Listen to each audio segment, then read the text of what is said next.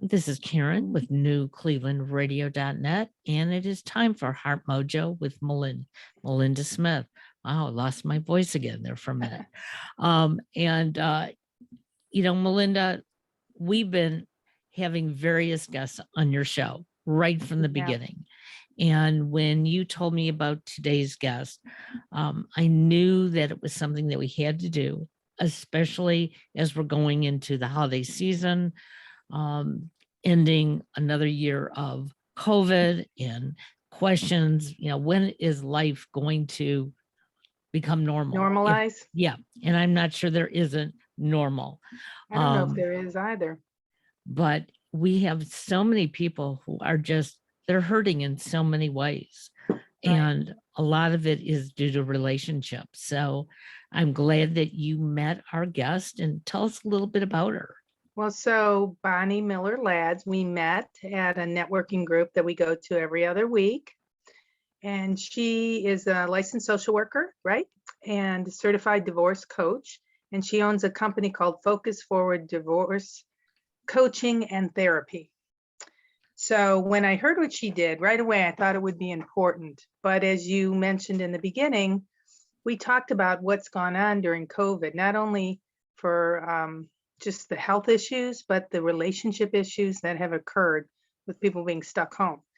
And now we're going into the holiday season, which is always a difficult time for anybody going through a relationship breakup. So that's why Bonnie's here. I think we're going to have a great discussion. But first, tell us a little bit about yourself, Bonnie. Thank you and welcome. Thank you for being here. Welcome. Thank you. Tell us a little bit about yourself and how you got into doing what you do.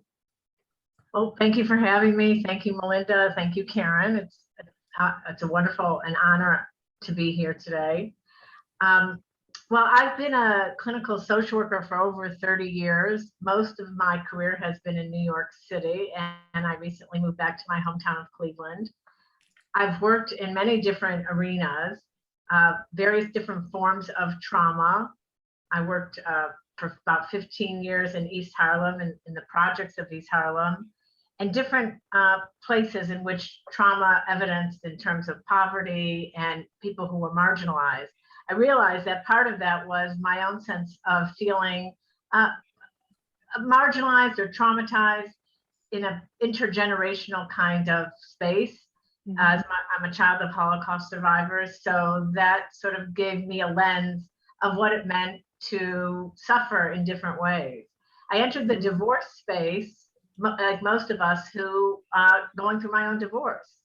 I was entering a world in which I found I never imagined before, and I didn't know where to start. In fact, it was at the suggestion of my therapist at the time, who said, maybe you need a specialist in this. And I was talking to my friend, and we were having dinner, and she said, well, my friend saw a divorce coach. I said, a what? A divorce coach. I said, what's that? And she said, it's someone who specializes actually in helping you through the process. So I quickly made some phone calls and, connected with a divorce coach at the same time as I had a therapist, because they're the same and different, and there's a lot of overlap. I do both because I entered the specialty of divorce as a therapist, and there is some overlap, but it's sort of a specialty like in medicine. People say, what's a divorce coach? And I have a therapist, and yes, you usually have a GP, a general practitioner, and a divorce coach, or and a specialist like a podiatrist or orthopedic surgeon or eye doctor. You never say, well, I have, so similarly, a divorce coach specializes in the sphere of divorce. So that's sort of how I entered it. It's funny because when people think of coaching, they think of rah-rah coaching, but that's not really what this is like. This is a system, a step process that you help people go through, correct? Yeah, I mean, coaching, it's funny because a coach is someone who helps navigate the field. I sort of like a football coach or a basketball coach. It's someone who supports the players, we would say, but also who helps strategize and navigate the complexities on the field, if you will. I don't know much about sports, but I know that was a pretty good analogy. So yes, that was very good. What? It was a good analogy. Yeah. I don't know enough about sports, but I know what I don't know. And I know I would need someone to help me say, what does that guy do? What does that guy do? What do you mean they're throwing the ball all the way? I don't really understand it. And similarly, a divorce coach, there's so much, it's a foreign culture. And I hadn't talked to a lawyer in my life before I went into this, before I became divorced. So it's all very scary. Do you find that most of your clients are women versus men for this? Yes, I would say yes. I think in mental health, most of the time it's women who seek out help and are more comfortable in the sphere of not knowing. So we'll ask for help. That's both in psychotherapy and in the divorce world. Yeah, that's what I was thinking, because Yeah. I can't, having been through my own divorce, so I understand. I can't, of course, my ex was an attorney, so he had a little edge to that other people don't have, but I can't imagine him going for a coach for that. It just, even if he wasn't an attorney, do you know what I mean? It's not style. The joke about asking for directions, right? Yeah, exactly. Right. Now, I had never heard of it, and I thought I heard of a lot of things, right? But I had not heard of that. So thought it was very interesting. What is the 3-step process that you have them go to? Can you hit one and explain it, and then the second? Well, initially people are mostly, the biggest misunderstanding that people have is that they have to go through it alone. And I think that women too, and are afraid to talk about it, right? Sometimes you'll tell your closest friends and your family, loved ones, but they're not objective most of the time. Mm-hmm. And you're in a sphere that you don't really understand, and your emotions take over. You can't, that amygdala hijack, we call it. In trauma, the fight, freeze, or flight phenomenon in which we're scared to do anything, and we can freeze, fight, or flight. So the 3-step process, to answer your question, is really to get a thinking partner, to get, I would call it ACT, ACT, to get advisors, a smart team around you. Just like on the football field or in any sport, you want good players around you. And that would include a good attorney and interviewing an attorney. Learn how to interview attorneys, because they don't have time, and oftentimes you don't even know what to ask. So an attorney, a financial specialist, there's such a thing called a certified divorce financial analyst who specializes in divorce. Because you're thinking for the rest of your life, and when you're in the midst of it, it's like a storm. You can't think clearly. Right. Well, when you're fighting, going back and forth, it becomes emotional, not long-term beneficial. Right. So the third leg of the stool is the emotional person, therapist, divorce coach.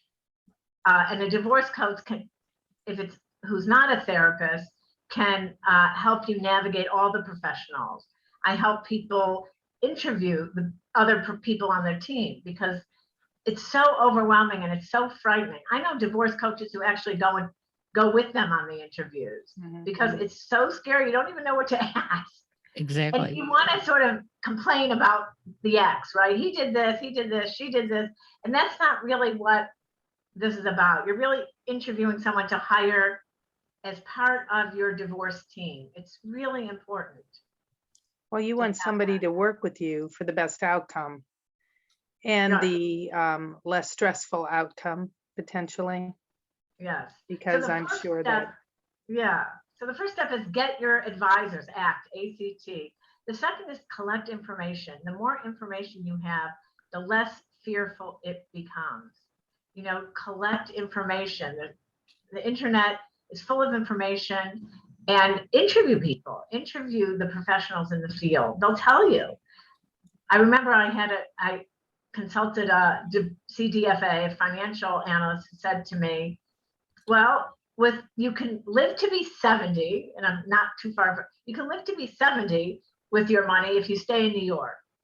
If you move to Cleveland, you can live to be 90. Okay, well, that's pretty easy, I'm not, so meaning the more you learn, the more you know long term. You really have to think long term, and it's hard because you're caught right in the storm. Right. Well, when you're in the middle of it, like I said, it becomes an emotional battle. You want this, he wants this. It could be over CDs, just CDs. Of course, not very many people have CDs, but a certain generation would still have CDs or DVDs. And they fight over those little things, right? Which really isn't important long And you're term. paying attorneys for that back and forth. Right. So does your financial person help work not only with the long-term benefits of coming up with a fair, equitable distribution of property and finances, but also, hey, look, you're pushing this lawyer and he's costing you or she this much money.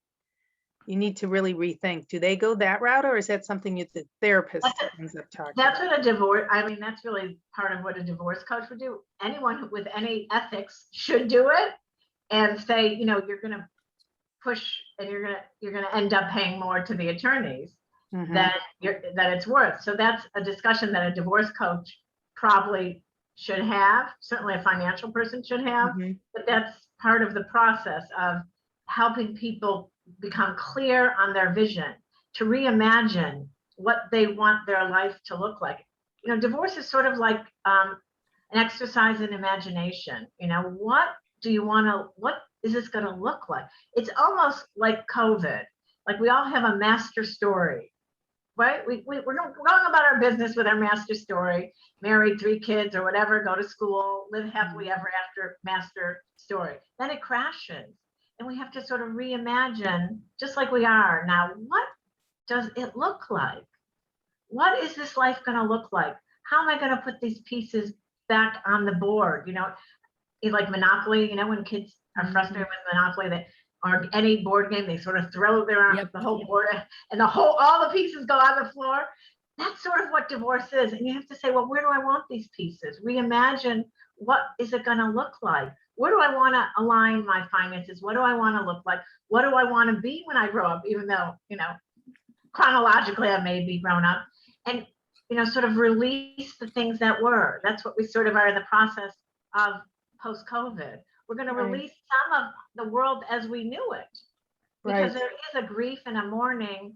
Like we would be meeting on Zoom you know, this is, I spend my life on Zoom now, but, and it's sort of a letting go of that. So it's sort of a reimagining, a releasing, and then rethinking rationally, and then renewing, starting again. And I think it's sort of like the process that we're into, you know, on a global scale, what COVID has done. We have to sort of release what was, reimagine. That's what you were saying. You know, what does it look like now? What is our reality? And we don't know. Well, and it had to be interesting, especially during the height of COVID. Everything was done. You mentioned Zoom. Okay, Zoom's become a way of life now for us. Right. I cannot imagine going through a divorce on Zoom.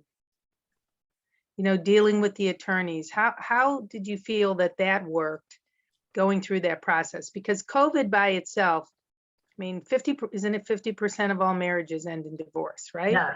Yeah. So I'm sure COVID bumped that a little more. Yeah. So, you know, you had to live with your spouse 24 hours a day, 7 days a week, which nobody usually does unless you're retired, right? And even if you're retired, you try to keep your own space. But we didn't have an option. We were thrown into that. So that's like being a constant caregiver. You know, that happens to caregivers, and there's a burnout that happens to a caregiver. And I'm imagining that happened with a lot of marriages and relationships, even if it was good before. So how did you see COVID when you talk to people about COVID? Are there people who, once you get them separated, maybe might think about coming back together during that coaching process because of COVID? You know, they realize it's that, or did COVID really just break that bond? I think that I think that COVID wasn't the stressor that breaks the isn't the stressor that creates a separation. Usually it's when people say, oh my God, this is a mortality valve. Do I want to spend the rest of my life here? It was an additional stressor. It wasn't the stressor that caused it. That's my belief. That I think we see that in jobs too. I think Yes. that's why a lot of people are not going back to work, because they realize, do I want to go to that 9 to 5 or 9 to 6 or 9 to 10, work all day, right? Maybe yes, there's a better way to my life, when you come what you think is near death, right? Or potentially or the fear of it. the Yeah. fear of it. Yeah, that they made a change. So the original question, then I kind of steered in a little different direction, is how was it doing Zoom for your meetings with your clients or Interesting. divorce attorneys? I found that people and therapy, I found that people, I found it to be wonderful. I find it to be wonderful. Yes, something is lost in in not having someone right in front of you, but people do seem to feel safer in the comfort of their home, particularly in the context of divorce. The person's not breathing right next to you. Sometimes they're in their office, they're in their car, they're not physically next to you, and people seem to feel safer. And one of the blessings for me is that I get to go into their home. There's a mutuality and equally of what one would say, sort of differentiation of power, right? I get to go in their home. I turn on Zoom and I'm sitting at their kitchen table and they're having tea. It's wonderful. They're not in my space, I'm in their space. And that's really what therapy is. I get to enter other people's space, and with respect. And so I think that there's something wonderful about that. Yes, a lot's lost in the lack of sort of direct personal contact, but comfort level, people seem to feel more comfortable very quickly. So do you think this is going to stay this way now to some do. degree? I do. I think, more people from all over. I get calls from nowhere in particular, Ohio, looking for someone. They would never find a divorce coach or someone who specializes in sex addiction in the middle of a farm town. It's unbelievable. So the accessibility is unbelievable now. So when did this coaching become, popular or become a thing? Yeah. There's specialized training. That's an excellent question because it's brand new. That's why most people don't hear about it. Like 15 years ago, it's new. It's new. Because I went through a divorce in the early 80s, and the first thing was you got to get an attorney. Right. So I networked with my family and friends. Family found me an attorney. The attorney really never did work for me. He ended up working against me, but I was young. I had a small child, and my family kept saying he's supposed to be the best. So I went along with it, but I didn't know, that I really was allowed to grieve, because my parents said, "Hey, you're getting divorced. It's a good thing." And it's like, it may be a good thing, but my world is upside down. Mm-hmm. So when somebody comes to you and says that, how do you help them navigate through that? So I help people work with their attorneys, and sometimes I work with the attorneys with permission. So oftentimes people are right about to sign the agreement, right? And they get scared and they feel like throwing the whole board up again. It's like going on a cliff. Start over. And they throw a wrench in it. He's asking for too much. I'm not doing it. Absolutely not. And they go on and on and on and on. And the attorney will say, they're scared. Will you deal with this? Because the attorney charges, $4.50 an hour or whatever. I don't charge that. And so I help talk them through that. And then they can go back. And we keep them on track if I can work with the attorney. I help them sometimes if they feel often bullied or frightened by their attorney. And so I help them manage that. So it depends. It really depends. I think it's good to have that support, because your family gets tired of hearing about it, I'm sure. If you have children who are not little children, they hear things that you probably shouldn't really be putting out to them, but you have nobody else. They're captive with you, right? Especially if you're the primary caregiver. So I think having you or someone like you as that extra support has to be, a bonus and worth the time and the money to have you there for that extra support. Yeah, I help people think about who they want to be in this divorce. Who do they want their children to tell the story of their divorce? And they will. And they will. And who do you want to be? Who do you want to be for them? Who do you want to show up as? Right? Because it's very hard to keep your emotions in check. And you want to be pleased with how you handled yourself, especially in front of children, especially in front of young children or any children. It's very hard to do. I think it is hard because you're angry too, and you're hurt, and you're unsure, and you don't know where you're going, right? As you pointed out, what am I going to be when I grow up now? Right. And, you know, the kids, they hear things anyway. So when people stay together that shouldn't be together, they hear the fighting. They know the difference. My children said, "What took you so long?"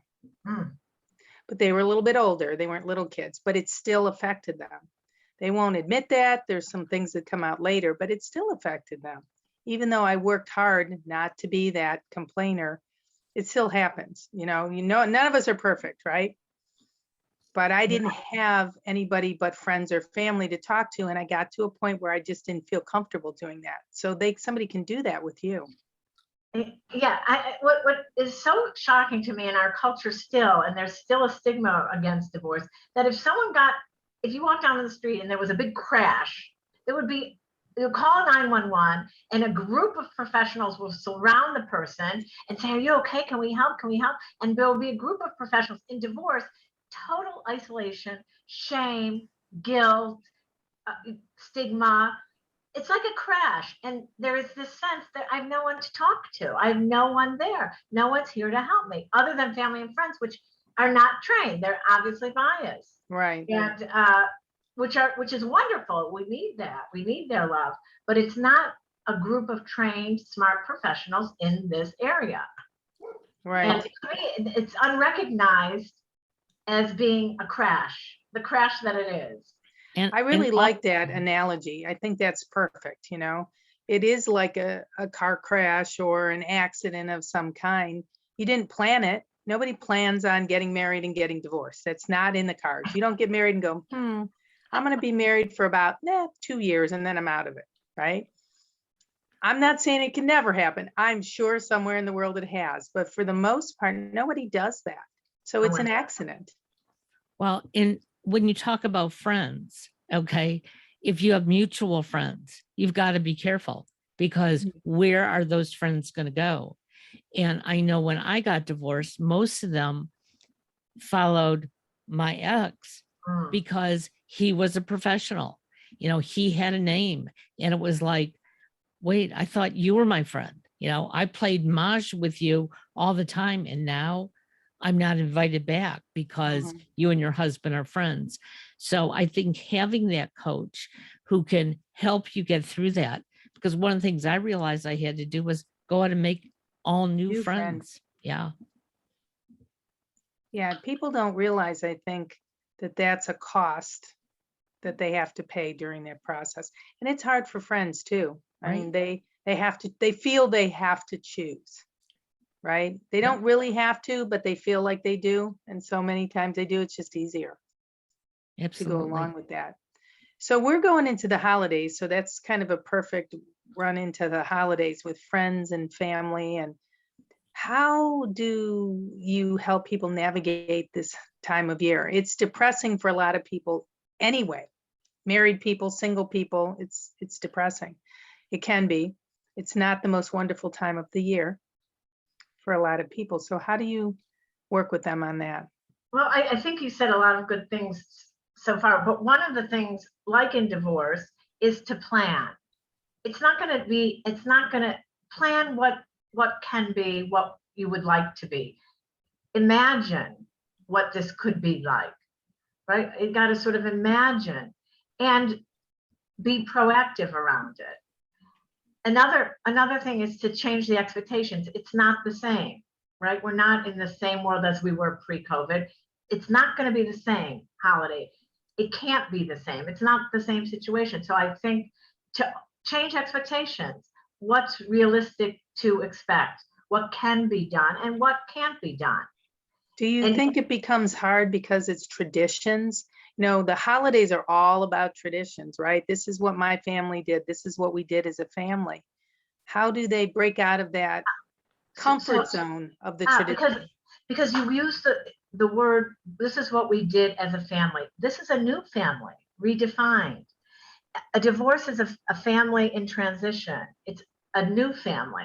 So traditions can evolve, right? Thank God we're not, doing things, sacrificing animals as they did in the old days. We're doing different things. Imagine sacrificing your dog or cat. I couldn't, as a form of prayer.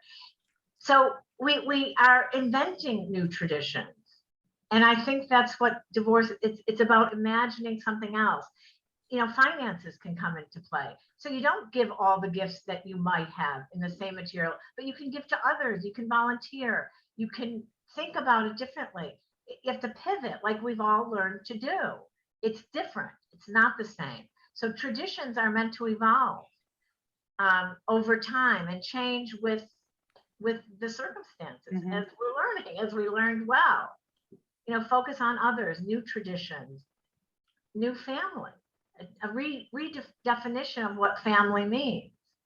Always families are changing. People pass on and people are born and people get divorced and things happen. And so family in and of itself now gender is being redefined. We're not gender binary, all of us. So it's a wonderful opportunity to reimagine what things can be. I think renew and start, renew and start. Can ask kids, what would you like to do?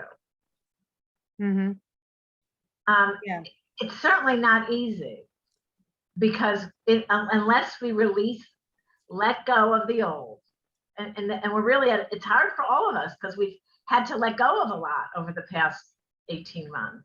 So Right. It is a sort of releasing of that and reimagining time. And I think How long have you been doing this as a coach? Maybe 4 years as a So coach. right before COVID and now through the midst of COVID. So I wonder if you can just explain maybe what you see in differences pre-COVID to COVID, because I would think that it was hard before, but now with all the losses, all the changes, not everybody works well with change, particularly the older you are. So how are you balancing that for individuals? Is there something that you do differently to help them? Well, I think we have COVID sort of as our background, or it was in the forefront, now it's in the background to what we need to do, right? It forced us. So I use it, I talk to people, everyone gets triggered when they talk to their ex for the most part, right? He says this and I can't control it. I tell them, wear your mask. Protect yourself. Protect yourself. I used to say wear armor, but now I will say wear your mask so you don't get so it's not contagious on you. You have to protect yourself. Meaning I don't know if this is answering your question. Do I see a difference in people? People are stressed more so than they were. More traumatized, I'm thinking, and that makes the divorce or the separations worse because you've already had an incredible amount of loss. Now you're coming from a Holocaust family, which had more loss than anybody could in this world today could ever understand, at least right here, right? In what we do. So you have a little grasp of what that's like to be with people who've been through that. Certainly this isn't the Holocaust. However, for this generation, the change that's happened to them, it's pretty significant. So I'm wondering how, if you changed your approach to accommodate that along with the general issues they would have in a divorce. So one of, the Holocaust, of course, there's the background of pervasive loss, but at the same time, what I've learned is resilience and the capacity to love and laugh in the face of that. And that is so significant. My mother had a wonderful sense of humor, a wonderful laugh. They would play, her friends with numbers on their arms would play cards together, enjoyed life and its blessings every second, because it's fleeting. And a recognition of that, which is COVID-ish, I think can be useful in that, this is not a dress rehearsal.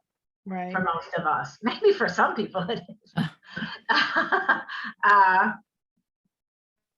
Well, I don't the know whole if that show, evolved out of going through life's challenges. I had cancer, so I used this as a platform to help myself, really, by helping other people and laugh at the things that sucked, right? When you're running into the bathroom, laugh when you lost your hair and played with it. And I wore funny wigs and I did all sorts of crazy things. But that was a coping mechanism for me. And that's really the goal of this podcast. And that's one of the reasons why we wanted you on, is because we want people to have some tools or know where to get the tools to get through this type of process. Because it's hard. So speaking of tools, you do some seminars and things like that, I believe. Yeah. Thank you for asking. This Thursday, in fact, at 5:30, we're having a Divorce 101 workshop for women via Zoom. And it's free to attend. And we're having an attorney, a CDFA, and myself, the 3 pillars of divorce, the wraparound team, giving a little bit of the complexities of their area and what people should consider. So, and anyone can email me or reach out to me for the Zoom link, and I'm happy to send that to whoever. And how would they do that? Your email? What's my email, which is bonnie@focus-forward.com. Okay. We'll put that in the show notes for sure. And, Bonnie, one of the things I'm hearing is that when you say resilience, I think anybody who is going through a change, whether it be divorce or death of a family member or whatever, it is part of our life cycle. And I think if we can learn how to come together and find those tools so we don't have to navigate on our own. One of the podcasts that I put together is called Avoid the Maze. Okay. Let's all talk about these things. Let's all understand that, some people go through a divorce with a big smile on their face because they're just happy to be moving forward.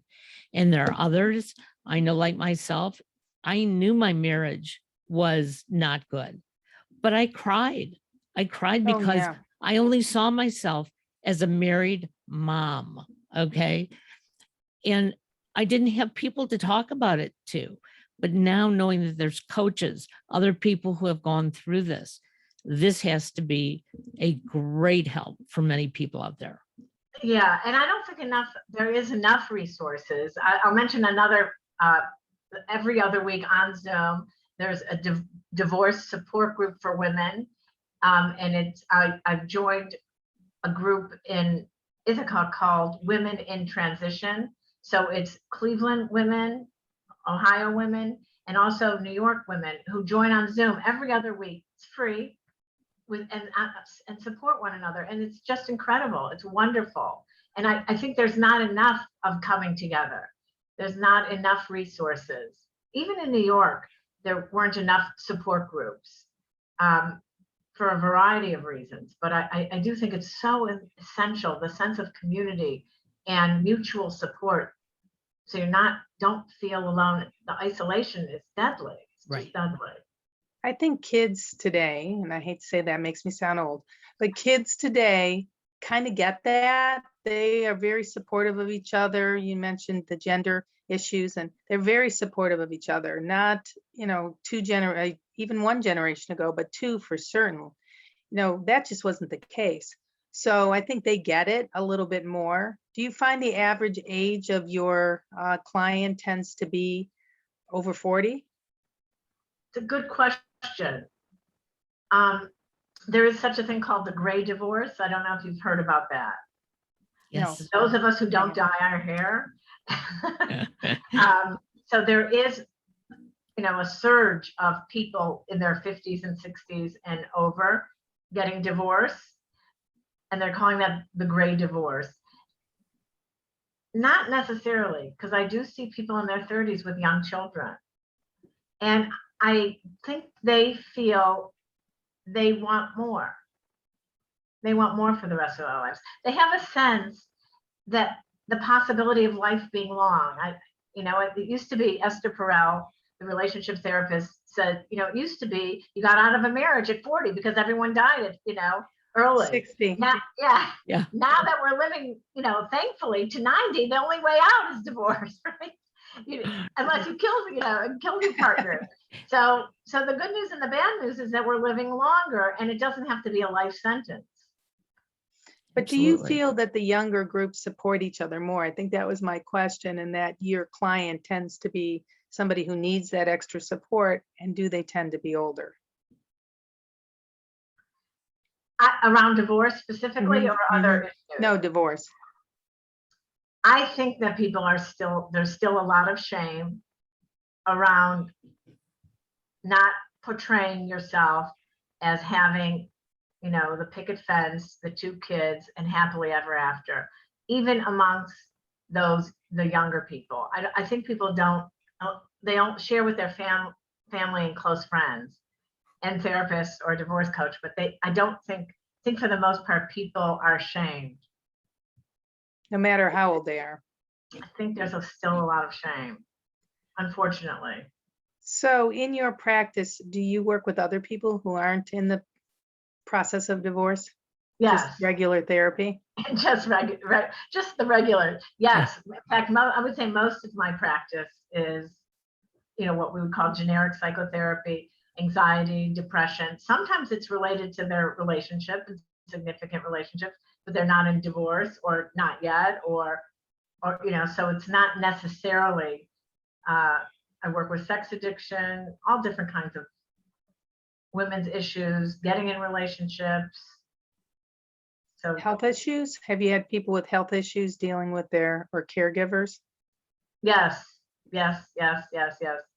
Or aging family members that they're caring for, or Right. worried about caring for. So you have a broad background to work from. Yeah. So if somebody's looking to get a hold of you, they know that it's not just, we focused on divorce, but there's other things that you can help with. So are there any tips before we close today? Are there any tips that you can give for the holiday season for somebody that's listening? Maybe they can't come to you right now. Maybe they're not quite ready. Are there some tips that you can give them to get through the season? Yeah, release the old and release and reimagine anew, and let go of perfection. There's a wonderful, do we have a few minutes? Sure. A wonderful poem that I just love, one of my favorite poems, by Father Killian MacDonald.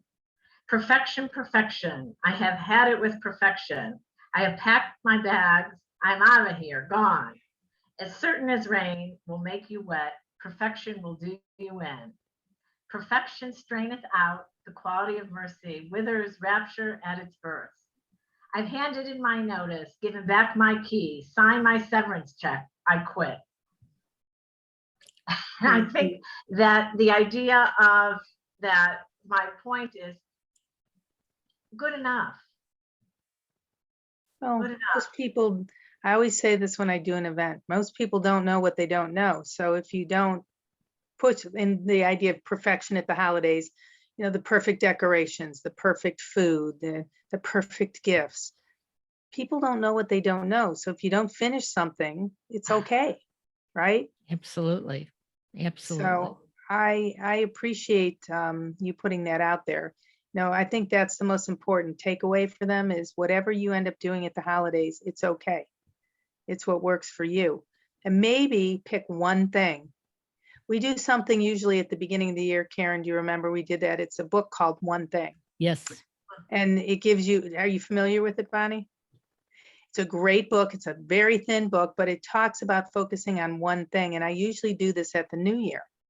But I think for listeners who are having a hard time getting through the holiday season for whatever reason, they should focus on one thing, maybe one new thing they want to add, one new tradition, something like that to get through the holidays. You think that might be a I think that's a wonderful good move? idea. Check out the book. It's a great book. I will. And I think we all have to remember that Hallmark cards and Hallmark movies, they are there to make you laugh and cry, but they're not real. So, you know, Right. stick with the real, and you can find something to smile about. Absolutely. Absolutely. Quick funny piece. We were watching the Hallmark movie the other day, and it reminded me of the Stepford Wives. All the women, for those of you who don't know, it used to be, it was a movie, and all the women were perfect, right? Yes. Everything they did was perfect. And I thought, boy, this reminds me of the Stepford Wives, and Yeah. we don't need that for our holiday season. No, Absolutely not. No. absolutely not. Well, tell them one more time before we go, tell the audience how they can get a hold of you. You can give them a phone number if you want, your email. So my phone number is 888-320-2522. Or my website is Focus Forward Divorce Coaching and Therapy. Focus Forward Divorce Coaching and Therapy. And will everything that else- list the activities that you just talked about on your website where they can find the group, Yes, yes, and the workshop. and the workshops? Yeah. They can just Okay. email me. It's wonderful. So Well, thank you so much for having me. I have been thrilled to have you on. I think it's something that needs to be discussed and people need to know it's okay, but there's somebody to help them. That's most important. Yeah. So Absolutely. thank you. I appreciate Thank your you. time. Thank you so much. Have a good night. You too. Be well. Enjoy your care. evening. Bye-bye Thank you. now. Bye. Bye.